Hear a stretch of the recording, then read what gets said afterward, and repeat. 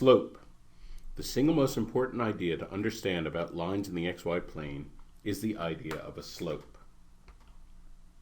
Slope is roughly a measure of how steep a line is.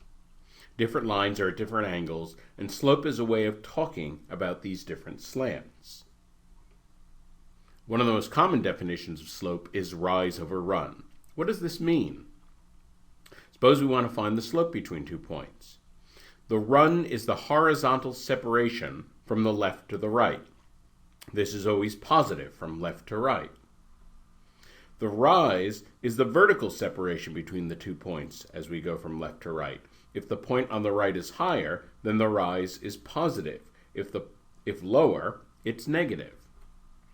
Suppose we want to find the slope between 2, 2 and 6, 5. We draw or imagine a little slope triangle.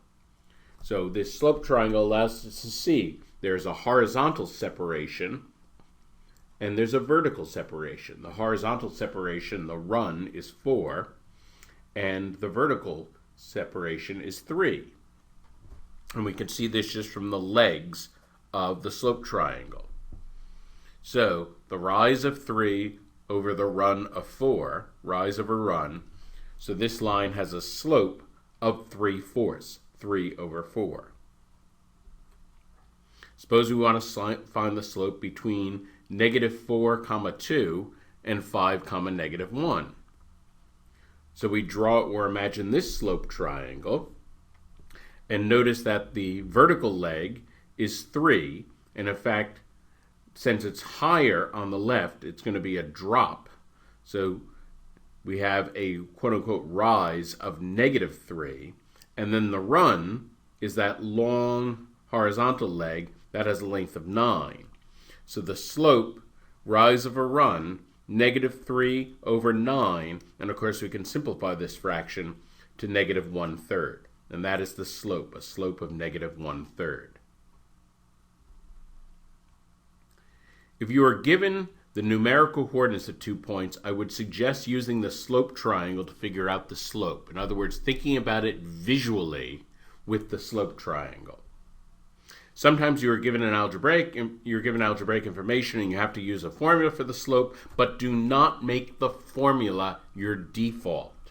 This is one of many examples in which over-reliance on the formula produces shallow mathematical understanding. You actually understand it much more deeply when you're thinking about it visually. After all, the XY plane is visual. It's something you see. Having warned you about the perils of over-reliance on the formula, I will give you the formula. Suppose we have 2 general points. And let's say the one on the left is x1, y1. The one on the right is x2, y2. It actually doesn't really matter which one's on the right or which one's on the left. The run is going to be x2 minus x1. The rise is going to be y2 minus y1. And the slope is going to be rise over run. So we get this formula, y2 minus y1 over x2 minus x1. So yes, that formula is handy in certain situations, but if you just think about it in terms of rise and run, you'll have a much deeper understanding. So far, we have been talking about the slopes of 2 individual points. A line has a slope, and the slope of a line is the slope between any 2 points on the line. So that's a big idea. We could pick any 2 points at all of the whole infinity of points on that line, and we'd always find the same slope between those 2 points.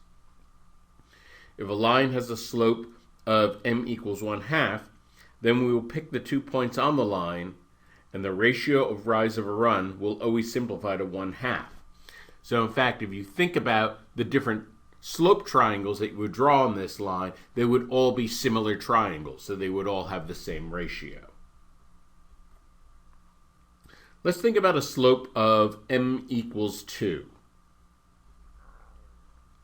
This could mean that we are moving to the right 1 unit and up 2 units.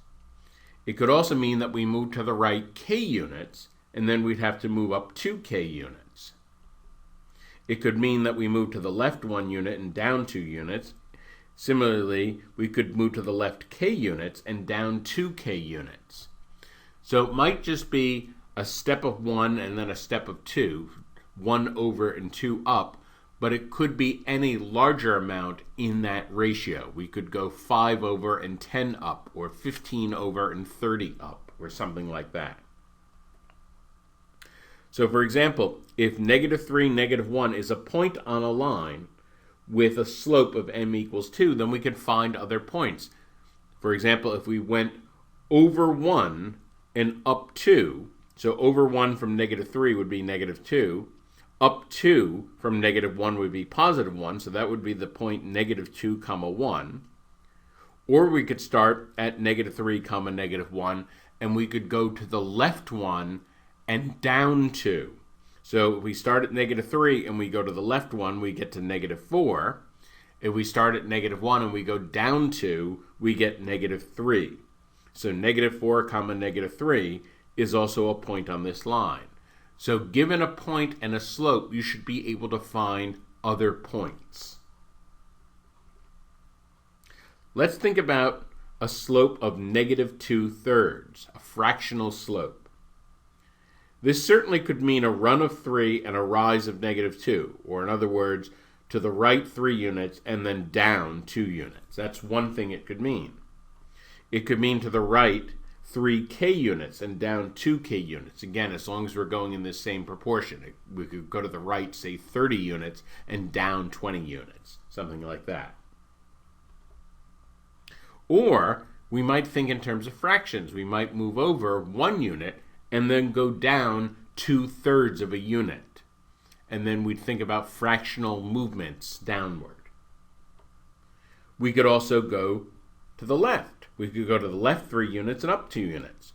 Or to the left 3k units and up 2k units. Or to the left 1 unit and up 2/3 of a unit. So there's lots of different things that a slope of -2/3 can mean. Here's a practice problem. Pause the video and then we'll talk about this.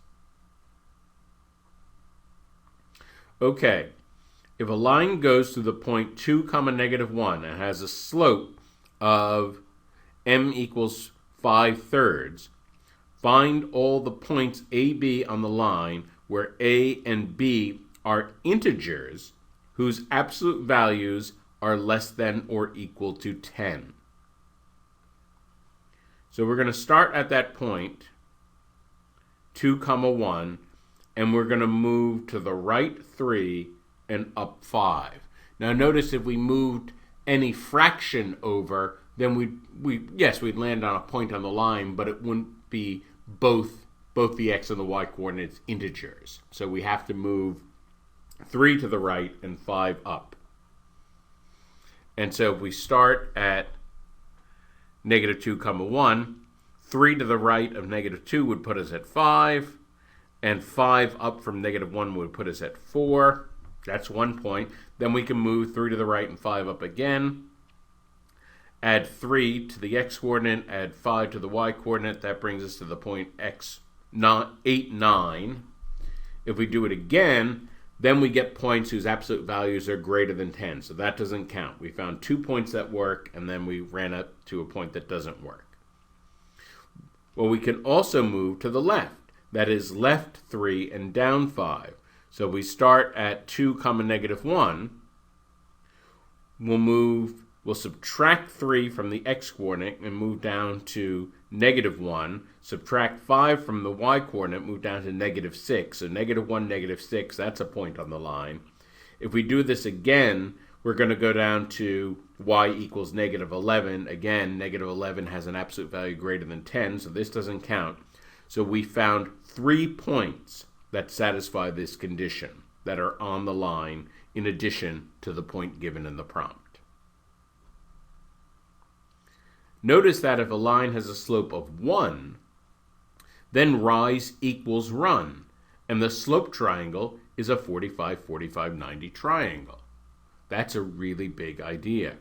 You should know that lines with slopes of 1 or -1 make 45-degree angles with each one of the axes. That's really important. You don't have to worry about the exact angles formed by any other slanted line. Simply notice that if the slope is greater than +1 or less than -1, then you're going to have an angle greater than 45 degrees. And of course, that's going to be steeper than any road that you typically would walk on or drive on. What is true of the slopes of if two lines are parallel? If the lines are parallel, they must rise in sync with the same rise for the same run. In other words, parallel lines have equal slopes.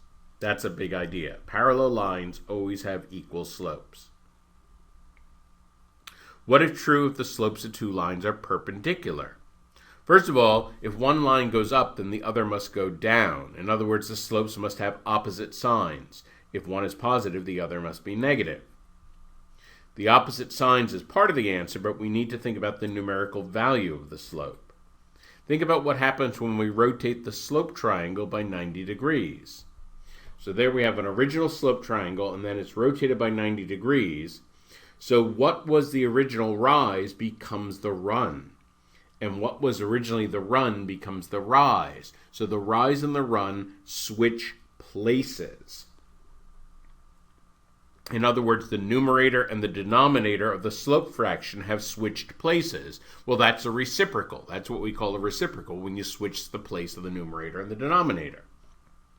The slopes of perpendicular lines are opposite signed reciprocals. In other words, if the slope of the original line is P over Q, then the slope of the perpendicular line, we make the positive negative, and we flip the fraction over. If the original slope is +1/2, the perpendicular slope is -2. Slope is rise over run. We find the slope between 2 points with a slope triangle or with the slope formula. And again, I would urge you to think more in terms of the slope triangle and not rely too heavily on the slope formula. The slope of a line is the slope between any 2 points on the line. Lines with slopes of positive or -1 make 45-degree angles with the axes. Parallel lines have equal slopes, and perpendicular lines have slopes that are opposite sign reciprocals of one another.